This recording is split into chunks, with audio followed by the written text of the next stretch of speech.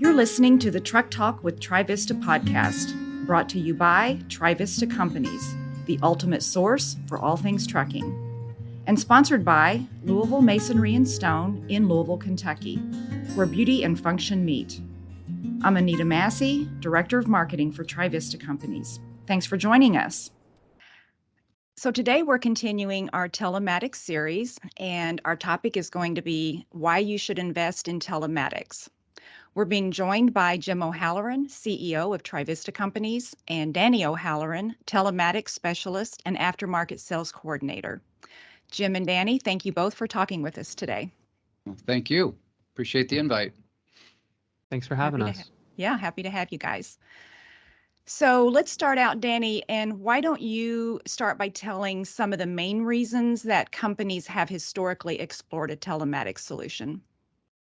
Absolutely. So I like to frame a lot of this discussion around the legislative history. Now, there have been some telematics providers working for decades at this point, but really what the biggest push was for interest and adoption of telematics was MAP 21, or Moving Ahead for Progress in the 21st Century, a piece of legislation signed by President Barack Obama in 2012.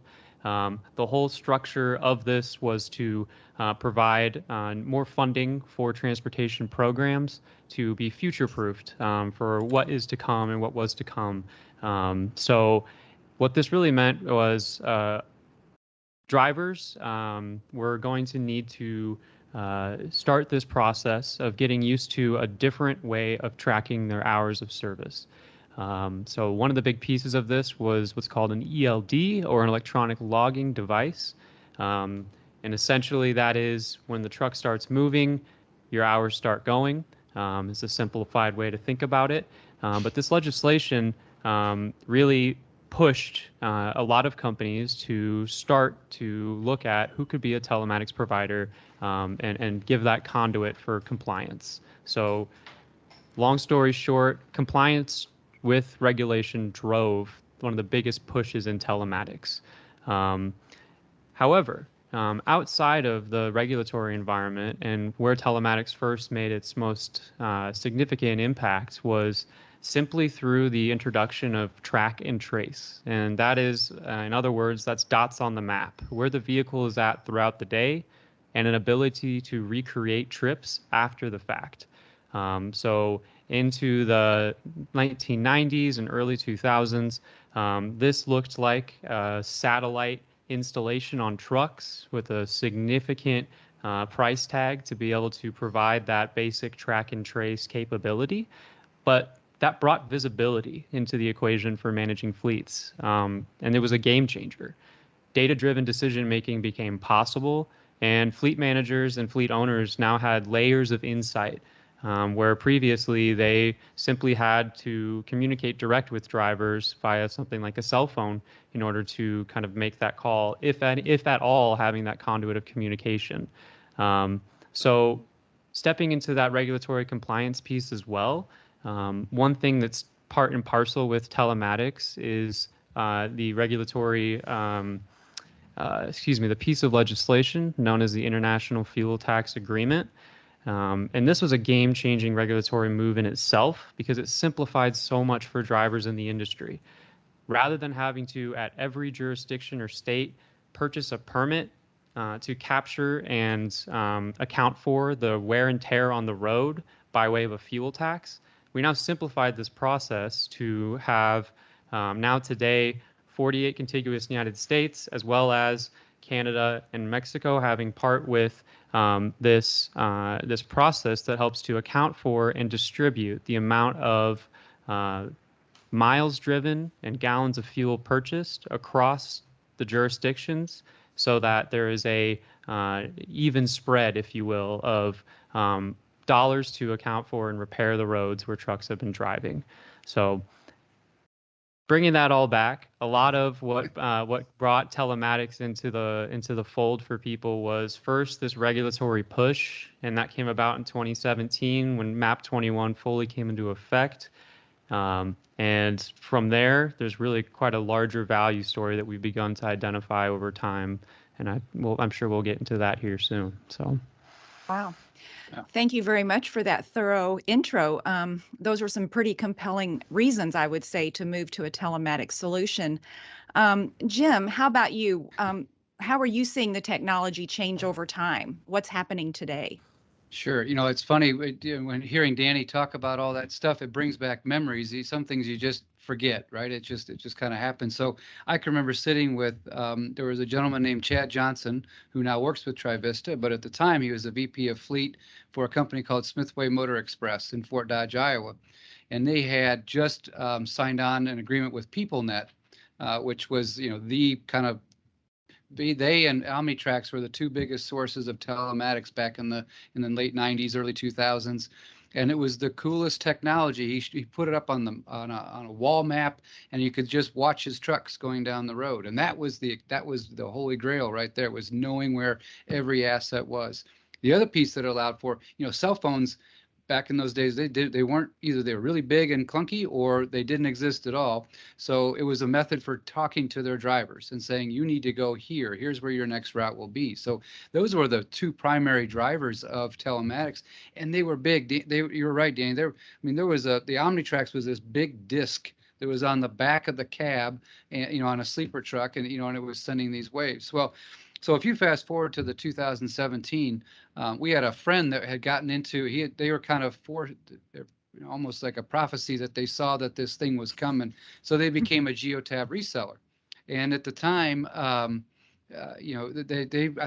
kid him now, because I think they were just about 6 months or 8 months ahead of their time, because they tried to get fleets to buy off on, well, everybody's going to need to do this because of electronic logs as a result of MAP 21. Well, nobody wanted to do it, because if I'm a driver, and that means now I'm going to have a little bit more restraint, a little bit more eyes on me, and that becomes hard as a driver trying to make a buck. So they introduced this thing, and in 2017, everybody came kicking and screaming to the table, because they did not want to do this, because it was infringement on my rights. It was this, that, and the other, and but they did it because they had to. And then what has morphed over the last 5 years, and what we'll cover as we go forward, is now it's like, holy cow, I can't imagine not having telematics, because of all the insights that I gain, whether it be driver behavior, whether it be data from the engine, whether it be predictive maintenance, and then just thinking about where this is going to morph to as we move to electrification on assets and other things. So it was fun to hear the history lesson, because I've forgotten all of that stuff, and it just reminded me of what that looked like, and then today and going forward, what it's going to be even more efficient. That's pretty cool. So, Danny, what considerations should someone make when they're looking at the options for telematics service providers? Yeah, that's a great question. Certainly, since the days of Omnitracs or PeopleNet, it was a very short list of those who were certified by the FMCSA to kind of provide some of these things. And a lot of this certification really didn't come about until MAP 21, and we had this ELD consideration. So where it started with, well, the market's about this big, now there are dozens of telematics service providers here in the United States. So to that end, it's a difficult process for a lot of people, especially if you've never had the time or bandwidth to look into or fully understand telematics in itself. I like to say this, and I'll repeat it here from our last podcast, that telematics, it's telecommunications and informatics, but that's just where your truck is at and what's going on under the hood. That's really what we're trying to combine here. So when I'm considering or looking at what provider makes sense for a customer, it's really great to first figure out your fleet size, and then, of course, your application. What is your industry that you are primarily operating within? So, for example, we're a Geotab reseller, and when you talk to some of the municipalities, for example, we work with the city of Grimes, when you talk with them and you talk to also the public works officials, it's clear that the choice for municipalities is Geotab. And this is because of a long history of having a strong team to be able to reverse engineer and create hardware and harnesses to get a wide array of vehicles on the same system. So if you're in public works, you're likely going to look at something like a geotab. Now, if you're looking to have things integrated under a broader umbrella and getting from a telematics service provider to incorporating with something like a transportation management system, some of those players like OmniTrax we mentioned before tend to have a larger market penetration. So ultimately, the questions you want to ask yourself are: what's your fleet size? What's your application? And what are one or two use cases that initially bring you interest when thinking about this idea of GPS and diagnostics coming together? And that really kind of is what we try to do for our customers. We don't believe there's a one-size-fits-all solution, would be another way to say that. Okay. So can you expound on how Trivista likes to integrate telematics solutions for the customers? How do we do that personally?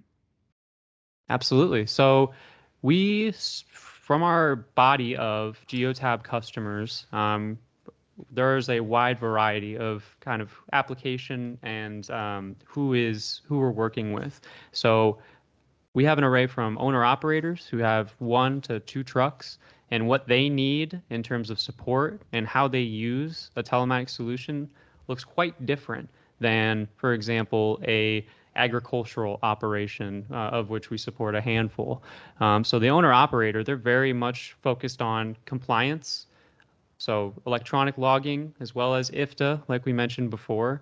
And then being able to look at some basic things along the side. So idling, being able to have some reporting and control over their idling, as well as fuel economy. Fuel economy, more than anything today, is a significant consideration and a reason why an investment in telematics really makes sense. That cost per gallon is going up and up. And even trying to optimize routes can only do so much. But if you have a dedicated process to look at and manage and monitor your fuel economy, a lot of our customers realize some significant savings there. So moving to something like an agricultural operator, or like I mentioned, the City of Grimes, a public works kind of installation. Jim, do you want to talk a little bit about what that's been like working with the City of Grimes? Yeah, I think maybe if I could just take a step back even from that and just, so you're talking about what matters. And the hard part is that like we have already articulated, some came kicking and screaming they had to do it. You had to meet the ELD and different requirements. But now that you've got this data, the second problem that has become, we become aware of more and more is sometimes you can get too much data and you can become paralyzed by having all this data. And what do I do with it? And so, a lot of it, you choose a telematics provider, like Danny talked about, what's important to you, but 2 is how much bandwidth do I even have to manage it? So that general, like the owner operator that you talk about, they don't have, they're trying to go down the road, and then so they just give me enough to be compliant, and then if it gives me some warnings, great, and maybe I can use it to be predictive that way. Like a municipal, like a City of Grimes, they have a little bit more time, and they want to use that for route optimization. They want to use that to tie into the grid of the city, and they want to use that to tie into things that tell the city and all its residents what has been plowed and when was the last time it was plowed and how much, and what does the ice cover layer look like. And so they are using it in incredible ways in the city of West Des Moines, very in a similar manner too. And so I think that's another piece that has morphed out of this, is that it almost becomes too much. And so when you ask, what does Trivista try to look at, is, okay, how can we help you manage that? I mean, we're not in our primary business isn't to sell telematics devices. So we're kind of different than your local Radio Shack or many retailers, resellers of this equipment. Our tool is we want to try to get you so your truck stays on the road. That's our focus. And so whatever we need to do, if it gives us visibility, gives you visibility, that's what we try to look at. I like that we're able to customize the solutions for each customer. That's pretty great that we can offer that service. Let me toss this question out to each of you, and you guys can probably both speak on it. What if a business doesn't fall under MAP 21 for ELD use? Why should those folks consider telematics? Jim, you want to start? Sure, I can start. I think, some of the things that we've already even talked about. So obviously municipals don't fall under MAP 21. They don't have any ELD requirements, and that's probably fortunate when some of those snowplow events where they're out 12 and 14 hours on the road. But like I talked about, some of the things that they might want to do is they might want to tell their constituents what's been plowed and where are we at with that. I think there are, I think about ag entities, and maybe they're tying it into some of the other services that they provide their farmer owners, so to speak, farmer members, and telling them where their trucks are at and where they're coming in. It helps for planning. Knowing when my truck's going to be arriving, if I'm a distribution fleet, and knowing that it's going to be coming, or telling and alerting a potential stop, hey, this truck should be there in 15 minutes, and so I think there's some things that telematics gives ICE to, where it's, from the tele side, where's this thing at? And then what we try to use it for, and what a fleet could also use it for, is the maintenance side, and getting into the predictive side of maintenance and knowing when events might happen, and then keeping you on task for oil changes and preventative maintenance, because we still say that an hour of preventative maintenance probably saves you 10 hours of breakdown, and that's really critical in a time like this. So those are things that I think about, Danny. I don't know, maybe articulate a few others here. Yeah, that was really well put. I think that gets a lot of that. Not. There's a large potential opportunity, and the way I think about it is, the regulation shouldn't be what drives the investment. I think the value proposition, in some of the things you've mentioned, I'll step back to what I said earlier about just data-driven decision making and how significant that is to give your employees, to give your fleet managers the power and confidence behind a decision they make, because they can point to metrics, they can point to a pattern. And there are exemptions and exceptions to the ELD mandate, and this is really who we're talking to. Short haul exemptions, last mile of delivery. A lot of these things, again, they don't require you to have an electronic logging device. However, if you were able to take some time, perhaps even a trial with Trivista, to look at what we can do for you with regard to a routing and dispatch solution, or how we can take some of the data that's passively gathered on these devices and build you a new view of your fleet that shows you ranked quality based on idling, fuel economy, as well as that maintenance history. Remote diagnostics is kind of where telematics is going, in terms of, just like you alluded to, the predictive in lieu of the reactive. So I think that this market, and this medium duty often is kind of in that similar space. There are so many areas where you can realize value in terms of time saved, dollars saved, or in a very broad sense, safety. One of the things I find to be most compelling and exciting about a telematics solution is a robust safety program. And that's really a lot of the onus behind the MAP 21 legislation as well. Safer operations, by giving companies a set of regulations that try to drive accountability around critical hours of service regulations. We're creating a safer environment for all drivers on the road, for all drivers, and trying to push forward that these breaks and the way that we structured around a schedule, it's for the safety of everybody who operates on these roads. So long-winded answer again, but it comes down to the fact that there really is no one-size-fits-all solution, and also there's no one or two sets of use cases that drive somebody to telematics. The last thing I'll say here is that I use an analogy of a Swiss Army knife or a multi-tool, and that these regulatory pieces, just ELD and IFTA compliance, that's the base of the tool. That's the shell of the knife, but inside are dozens and dozens of tools, routing to idling management, fuel economy, safety programming, and it's really just a great, exciting thing to work with customers from where they started, and then starting to find ways to expand on that value with their existing investment. Yeah, and that's a great analogy, I think, the Swiss Army knife, because clearly this is a multi-pronged platform or technology with lots of moving parts. So I think that's a good analogy for people to refer back to. So we've been talking about the history and the present aspects of telematics, but Danny, can you speak a little bit on what's new and exciting in the telematics space? Absolutely. So when I said that safety is something that I find myself, most compelled about in this space. What's really exciting that's coming is video telematics. So this is, and it can be a more controversial, kind of like was alluded to, that just the introduction of this new device that's giving GPS, while now adding some visual context to events. Certainly, it's a difficult conversation, but it really comes down to how you discuss it and whether and to what extent you're involving the drivers in that conversation. But video telematics, today, when you're looking with the telematics device, you might, in a trip period, get notice of harsh events like harsh braking, harsh cornering, and speeding.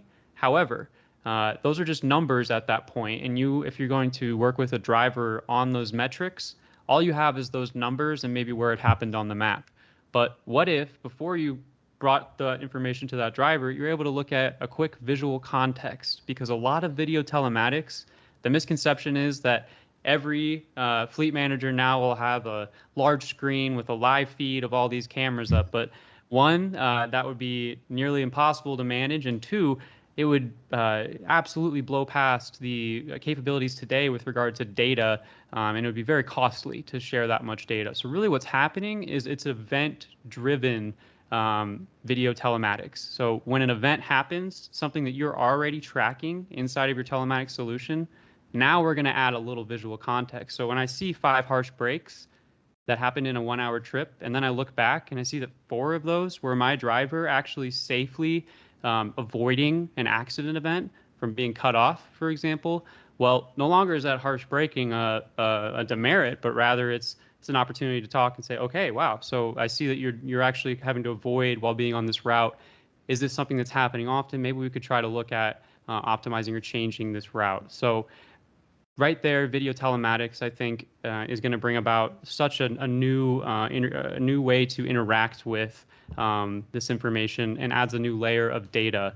And I'll say it probably 5 times this podcast, that when you can empower individuals with a tool that they like to use, and it provides this conduit to drive your decisions with rich data, they're more confident, more engaged, and excited to work with it. And that's a win for everybody.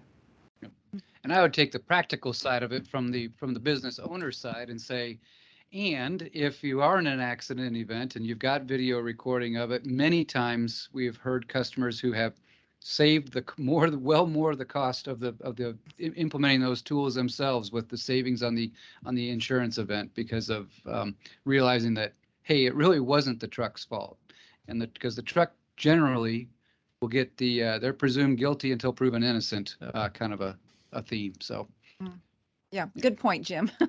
So, Jim, are there any complementary solutions to what a telematics solution provider can provide that you can talk about today? Well, I think we've been really sharing a lot of those as we've been going along. I think just the driver, the tools to help drivers be better drivers, or the tools to predict what's happening to your truck. This whole piece about how legislation has to drive this change of behavior. It's true in so many things. So, yes, it came kicking and screaming in 2017, and now everybody wants it. It's not all that different than electrification has already started to go that route. You mandatorily need to change because of emission requirements, but at the end of the day, the mom wants to know that her child's being picked up in something other than a vehicle that might be emitting carbon and everything else into the air. And so behaviors will change as we go along. And so I think what we're seeing in telematics is very similar to that, in that there's a lot of different ways to use that conduit called telematics to provide more information, and make you a better fleet, and to be more efficient. And in this day and age, with $6 diesel, you need to be as efficient as you possibly can. That's a big deal. Yeah, exactly. So I guess I'll ask each of you, maybe Danny, you can start, but why Geotab and why Trivista? Why that combo? Yeah, definitely. So just to your last question, that I think it flows right through, is that the complementary solutions, well, that depends on your telematics service provider. So in terms of Geotab, where we found a lot of value in aligning with Geotab is that it's uniquely an open architecture platform. So that means Geotab has built they've built a platform with an enormous amount of connectivity. And so they don't pretend or posit that they're going to solve for every single potential solution that a customer might need solved for in their operation. But they will and have created a robust SDK or software development kit with a wide array of APIs so that your existing software can likely be ported in and presented in one singular dashboard when you log into My Geotab. So that in itself is a significant advantage for the reality that there is no common one-size-fits-all fleet archetype, right? So every operation is going to be a little bit uniquely different, whether it's the vehicle makeup, whether it's the geographic locations that they're operating in, or there's so many different variables that can come up there. But you alluded to this earlier, Anita, as well, that we have an array of plans with Geotab. Some telematics service providers, you're going to pay one rate and they'll open the door to all features and functionality.